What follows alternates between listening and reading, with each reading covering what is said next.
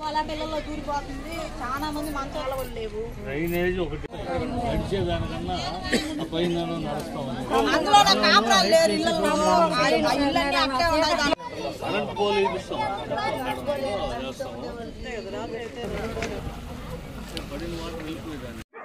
అందరికీ నమస్కారం. ఇవాళ వడ్రపాలెం ఏరియాకి ఈ ఫ్లడ్స్ రావడం వల్ల గేట్లు ఎత్తేయడం వల్ల కొంత నీరంతా నిలిచిపోయి ఇళ్ళకి చాలా ప్రాబ్లంగా ఉందని ఇక్కడికి సందర్శించడానికి వచ్చాము. ఎలాంటి ప్రాణ నష్టం జరగలేదు, ఆస్తి నష్టం కూడా చాలా తక్కువగా ఉంది. కానీ ఇక్కడ ప్రజలకి ఈ వర్షపు నీరు ఎక్కువ రావడం వల్ల, రోడ్లు లేకపోవడం వల్ల, డ్రైన్స్ లేకపోవడం వల్ల చాలా ఇబ్బంది కలుగుతుంది. ఇంట్లో చిన్నపిల్లలు కానీ ముసలి వాళ్ళు కానీ అప్పటికప్పుడు షిఫ్ట్ చేసుకోవాలంటే కొంచెం కష్టంగా ఉందని వాళ్ళ ప్రాబ్లమ్స్ అన్నీ ఇక్కడ చెప్తున్నారు. గత ప్రభుత్వం కొంచెం కేర్ తీసుకోకపోవడం వల్ల, ఎలాంటి జాగ్రత్తలు తీసుకోకపోవడం వల్ల ఈ నష్టం ఇంకా అలాగే సాగుతుంది. కానీ మన ప్రభుత్వం వచ్చింది, శ్రీ నారా చంద్రబాబు నాయుడు గారు ముఖ్యమంత్రి అయ్యారు. ఇప్పుడు మన అధికారులందరూ కూడా మంచిగా పనిచేస్తున్నారు.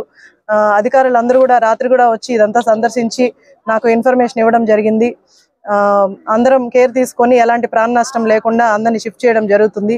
ఇంకా ఎలాంటి నష్టం వచ్చినా సరే ఎలాంటి ప్రజలకు ఎలాంటి సమస్య లేకుండా అందరినీ షిఫ్ట్ చేయడానికి అన్ని అరేంజ్మెంట్స్ చేయడం కూడా జరిగింది. సో దీనికి మన ప్రభుత్వం వచ్చింది కాబట్టి వీళ్ళందరికీ ఊరట కలిగించడానికి ఖచ్చితంగా దీనికి పర్మనెంట్ సొల్యూషన్ అయితే చూస్తాము.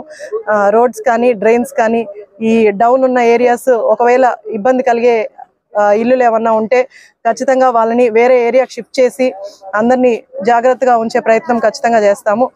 మన ప్రభుత్వం వచ్చింది కాబట్టి ఈ 5 సంవత్సరాల్లో ఈ వడ్రపాలెంకి నెక్స్ట్ వచ్చే ఫ్లడ్స్ ఎలాంటి ఎఫెక్ట్ చేయకుండా ఖచ్చితంగా జాగ్రత్తలు తీసుకొని మన ప్రభుత్వంలో ఖచ్చితంగా చేద్దాం. ధన్యవాదాలు.